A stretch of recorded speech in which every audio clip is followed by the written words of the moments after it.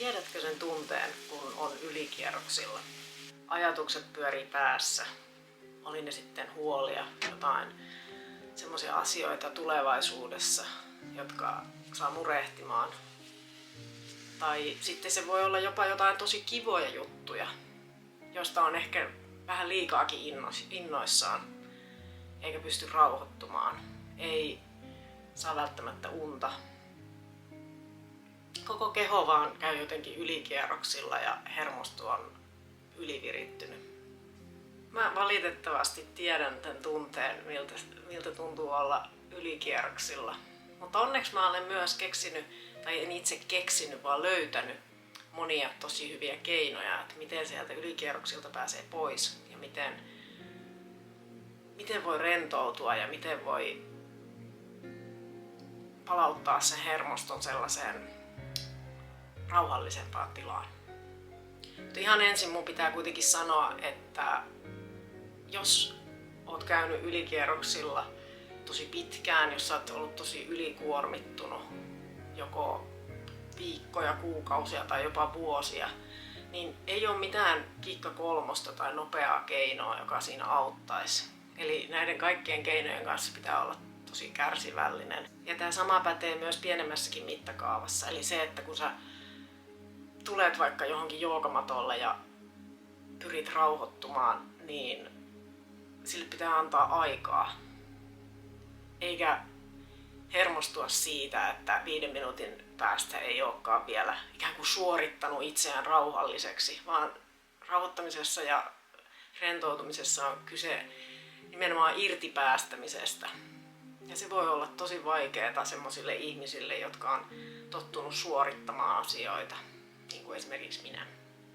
Ehkä ihan ensimmäinen on nyt se, että pitäisi oppia olemaan tekemättä liikaa asioita.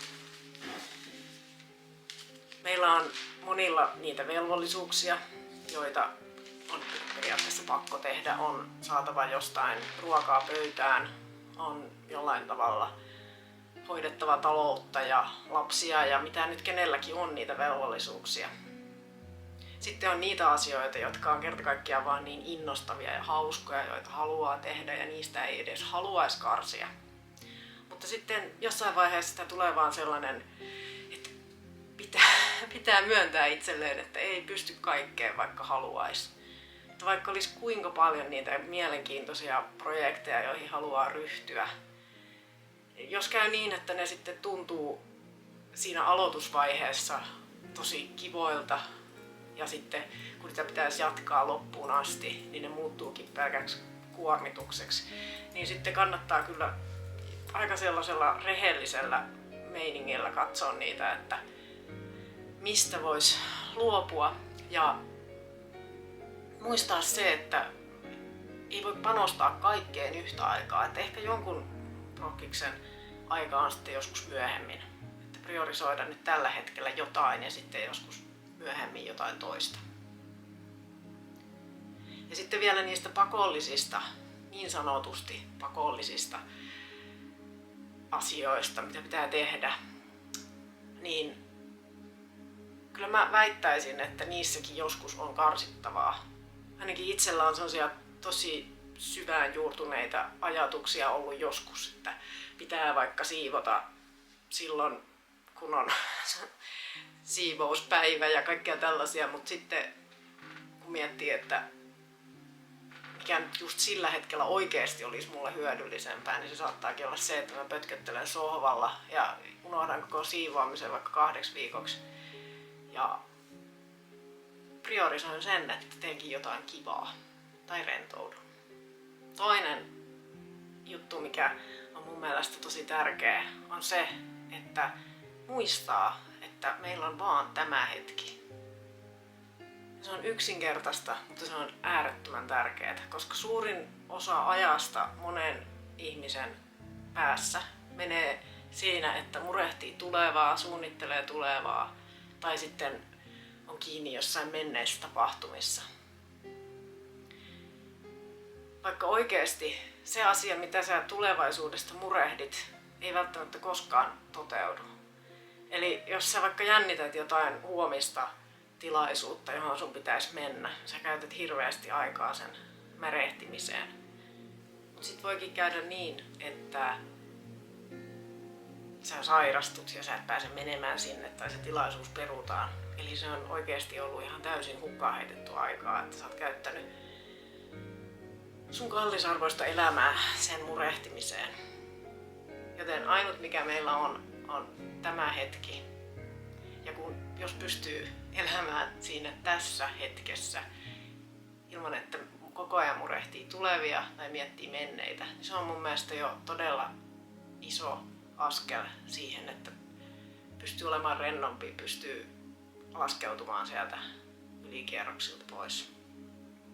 No sitten tulee vähän sellainen teknisempi osuus, eli tällaisia niin kuin teknisiä keinoja, miten mä itse pyrin laskeutumaan ylikierroksilta ja rentoutumaan. Eli mulle tärkeitä on jooga, meditointi, hengitysharjoitukset. No meditoiminen on todella hyödyllistä mulle ollut kaikilla tavoilla, mutta mä en ehkä näe sitä niinkään semmoisena rentoutumisharjoituksena. Se on enemmänkin sitä, että oppii hyväksymään kaiken, mikä siellä mielessä on, oli se sitten rauhallista tai vähemmän rauhallista. Yksi tärkeä juttu on hengittäminen. Kaikki meistä hengittää ilmeisen hyvin, koska ainakin niin pitkään kuin hengissä pysytään, mutta sellainen niin kuin syvän hengittäminen, tietoinen hengittäminen on mulle ollut todella tärkeää ja hyödyllistä.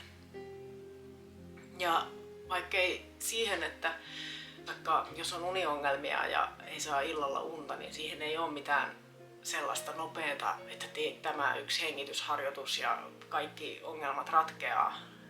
Ei ole sellaista, mutta mulle on kyllä tosi usein auttaa se, että vaan hengittelee syvään ja tietoisesti, niin se ihan fysiologisesti saa kehoa pois sieltä ylikierroksilta. Tilli. Tänne.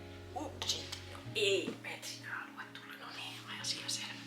Yksi keino on se, että, ja tämä on siis aika ilmeinen, että vähentää sosiaalista mediaa. Mä käytän kyllä sosiaalista mediaa, mutta mä oon aika tarkka siitä, että milloin mä haluan päästää sen mun verkkokalvoille. Milloin, jos mä koen, että mulla on liikaa meneillään ja mun hermosto ei ole oikein nyt rauhoittunut, niin mä pidän taukoja sieltä sosiaalisesta mediasta.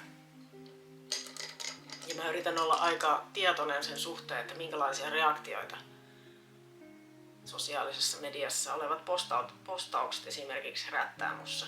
Jos mä koen, että jonkun tietyn postauksen näkeminen sai mussa aikaa vaikka kateuden tunteita, niin mä yritän olla siitä tietoinen. Ja toinen on uutiset. Meillä on aika semmoinen yleinen käsitys, että ikään kuin kunnon ihminen lukee uutisia ja seuraa mitä maailmassa tapahtuu, että se on niin kuin joku kansalaisvelvollisuus. Ja kyllähän se nyt onkin tietyssä mittakaavassa ihan hyvä tietää, että mitä maailmassa tapahtuu. Jos meinaa vaikka mennä äänestämään, niin on ihan hyvä tietää, että minkälaisista asioista, mitkä asiat on tärkeitä yhteiskunnassa just sillä hetkellä. Mutta se on kuitenkin ihan eri asia kuin se, että scrollaa niitä uutisia kännykästä koko ajan ja jatkuvasti antaa sellaista informaatiota, turhaa informaatiota, syöttää itselleen. Mä itse luen uutiset kerran viikossa painetusta lehdestä ja olen lopettanut nettiuutisten lukemisen kokonaan, koska mä koen, että ne tuottaa mulle paljon ahdistusta, paljon enemmän huonoa kuin mitä hyvää.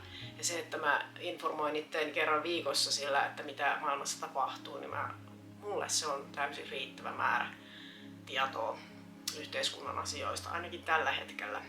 Joskus jopa liian jännittävät elokuvat tai romaanit voi olla liian kiihdyttäviä, jos on tällainen herkkä ja helposti kiihtyvä ihminen niin kuin minä. Esimerkiksi illalla myöhään mä en katso enää elokuvia, enkä välttämättä lue sitä kaikkein jännittävintä, kiihdyttävintä kirjaa. Ja nyt tää viimeinen on se kaikkein tärkein. Eli se on se, että mä pyrin olemaan tietoinen siitä, että minkälaisia ajatuksia mä ajattelen ja tunnistamaan sen, että kaikki ajatukset ei ole niin hyväksi mun hyvinvoinnille.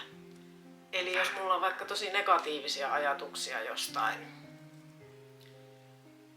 asiasta, joka on käynnissä mun elämässä, niin ne on just ne ajatukset, jotka sitten luuppaa tuolla mielessä ja saa aikaan sen levottoman olon. Ja moni meistä ajattelee, että ajatuksilleen ei vaan voi mitään, ne vaan tulee jostain ja ne nyt on sellaisia kuin ne on. Ja että no nehän on vaan ajatuksia, eihän niillä ole väliä. Mutta tosiasia on se, että jokainen ajatus aiheuttaa tietynlaisia reaktioita meidän kehossa. Ja jos ne on negatiivisia, stressaavia ajatuksia, niin ne saa kaikki stressihormonit hyrräämään sun kehossa ja vaikuttaa sillä tavalla kaikkeen hyvinvointiin ja kaikkeen terveyteen. Mutta mitä niille ajatuksille sitten voi tehdä, kun sehän ei nyt ole kuitenkaan mitenkään hirveän helppoa valita ajatuksiaan. Toki mä olen itse kokenut, että siinä tulee koko ajan helpommaksi, mitä enemmän sitä harjoittelee, mutta yksi hyvä keino siinä on se, että palauttaa just huomionsa jatkuvasti uudestaan ja uudestaan nykyhetkään siihen, mitä on tekemässä.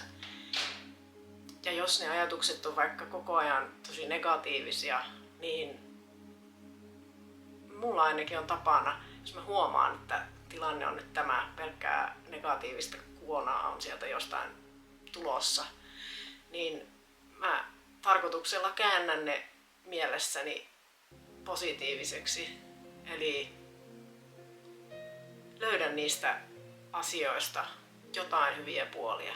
Esimerkiksi joskus, jos mun lapset on vaikka flunssassa, mua saattaa pänniä se, että kun mä teen töitä kotona, niin nyt on taas kilon verran härdelliä ja mä en pysty keskittymään ja kaikkea mahdollista.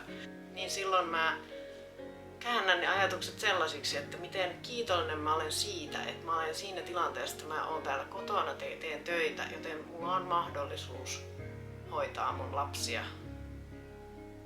Että olisihan se tilanne nyt paljon hankalampi, jos mun pitäisi olla jossain fyysisesti työpaikalla ja lapset joutuisi pärjäämään täällä omin nokkinensa. Suurimmassa osassa tilanteita kuitenkin löytyy niitä positiivisia puolia ja varsinkin tällaisissa arkipäivän murheissa. Kiitoksia tosi paljon, että olet löytänyt tämän mun kanavan. Tosi mahtavaa. Muista pitää huolta itsestäsi. Nähdään taas. Moi moi!